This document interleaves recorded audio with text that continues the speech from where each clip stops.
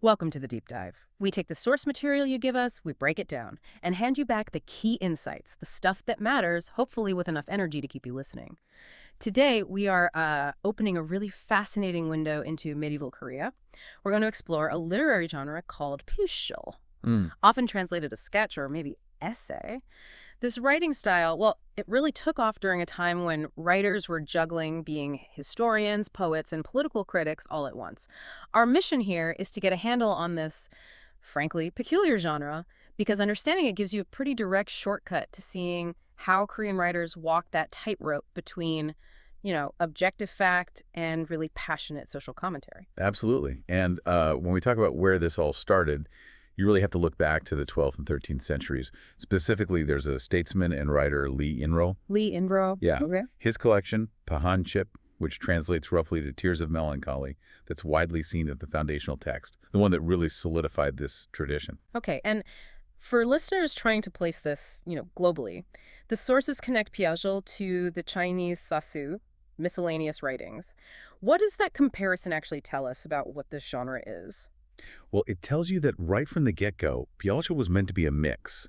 Like Sasu, it was intentionally designed to be different from, say, pure fantasy fiction, but also different from those really rigid official court histories. So it's in the middle somewhere. Exactly. It occupies that crucial middle ground, and the authors, they were pulling material from all over the place. Traditional folklore, sure legends, popular stories, anecdotes, but and this is critical, they were also using hard historiographical sources, things like official diaries, biographical notes. So it's like an artistic collage, but they weren't just like making stuff up entirely. Precisely. Which brings us neatly to the core paradox, doesn't it?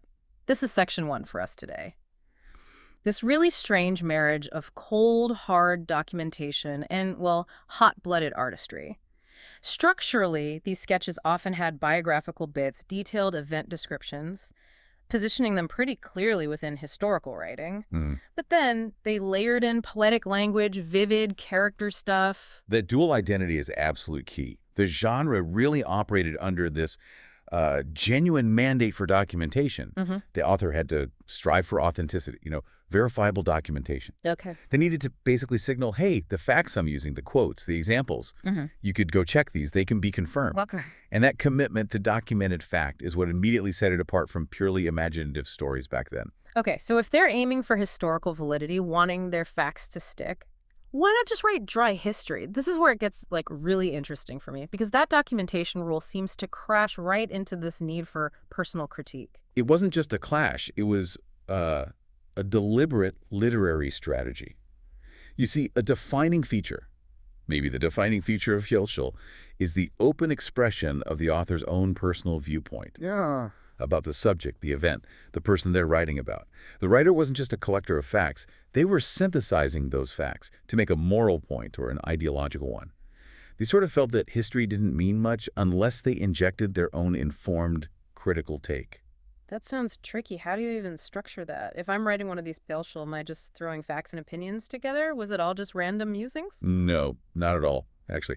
Despite drawing from miscellaneous writings, the structure was usually quite recognizable.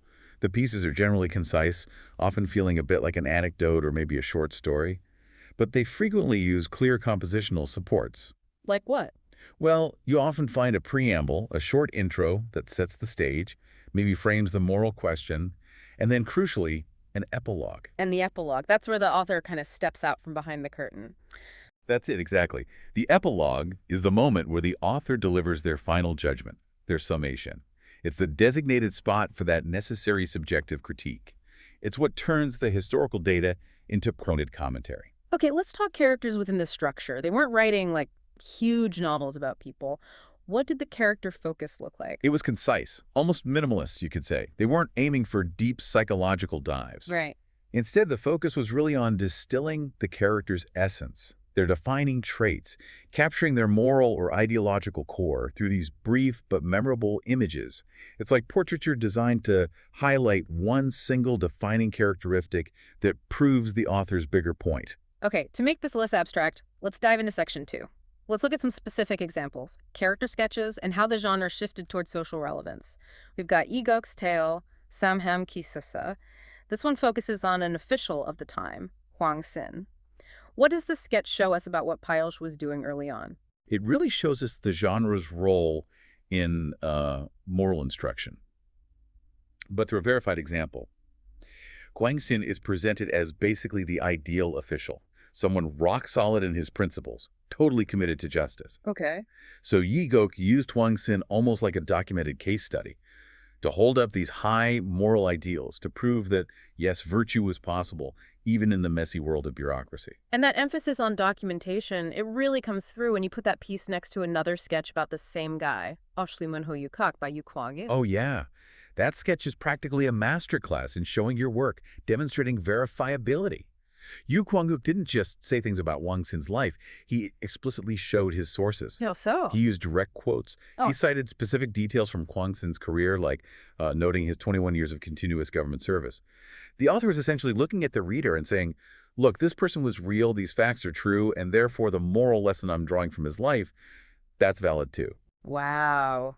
That's a really powerful insight. It shows that citing sources, the documentation itself, it was part of the art form, a technique to give weight to the moral argument. Exactly. Now, if the early genre was busy documenting virtuous folks, the sources show this sharp pivot later on in the 17th and 18th centuries.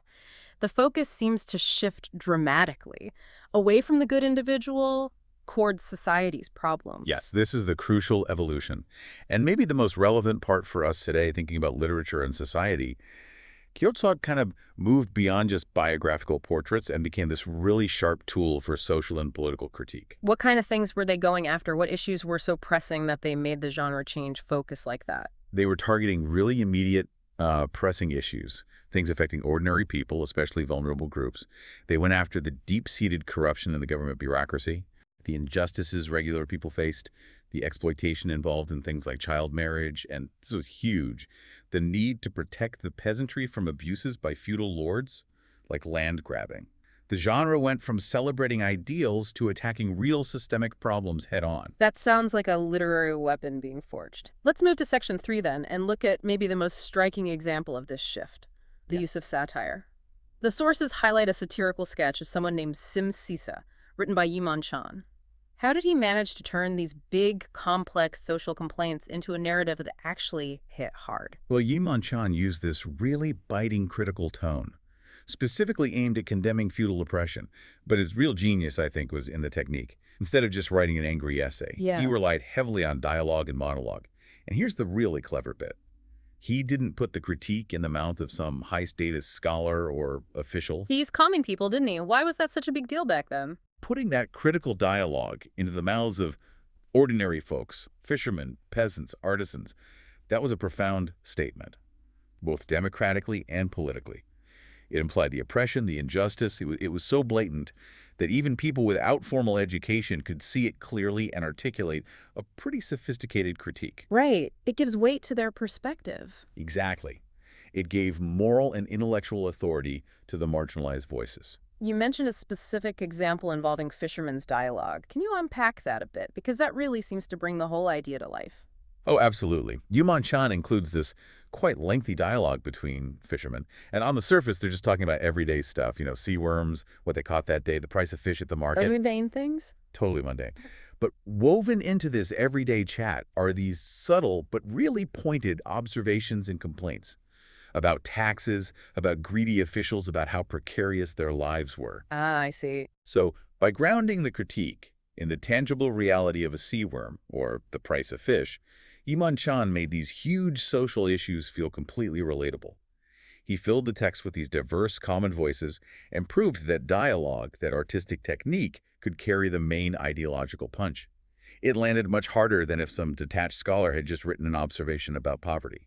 That detail, that really pulls it all together, doesn't it? Whether they're documenting an official's 21 years of service or capturing a fisherman's worries about fish prices, the underlying goal is kind of the same.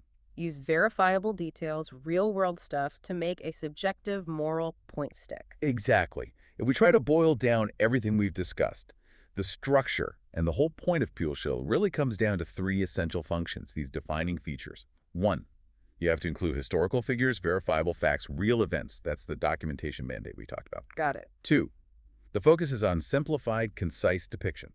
The subject person, event, is defined by a single potent aspect or trait, getting to the essence. The essence, right. And 3, the one that ties it all together, the open, explicit expression of the author's personal viewpoint.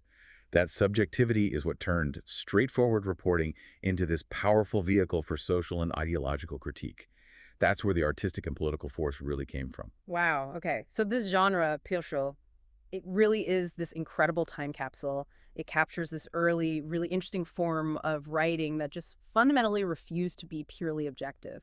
It insisted on mixing documented facts, that need for proof, with the author's own moral or social perspective. It's like literature as active advocacy. Yeah, and understanding Pyoshols provides really valuable context, I think, for appreciating how narrative forms evolved, not just in Korea, but really everywhere, as ways to directly tackle things like corruption and political problems.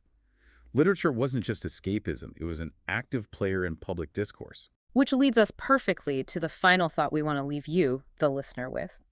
Given that Pyosho defined itself by demanding both factual documentation and the author's subjective critical viewpoint, what does that tension tell us about the ongoing struggle we still see today between simply reporting history or events and actually interpreting them? That historical push and pull, needing both the verifiable fact and the critical perspective. How does that echo in the way we consume and maybe critique the information and the news narratives that swamp us every single day? It's a question that feels just as relevant now, I think, as it was back when those fishermen were talking about the price of sea worms. Indeed it does. We've done the dive. Now it's your turn to process the knowledge.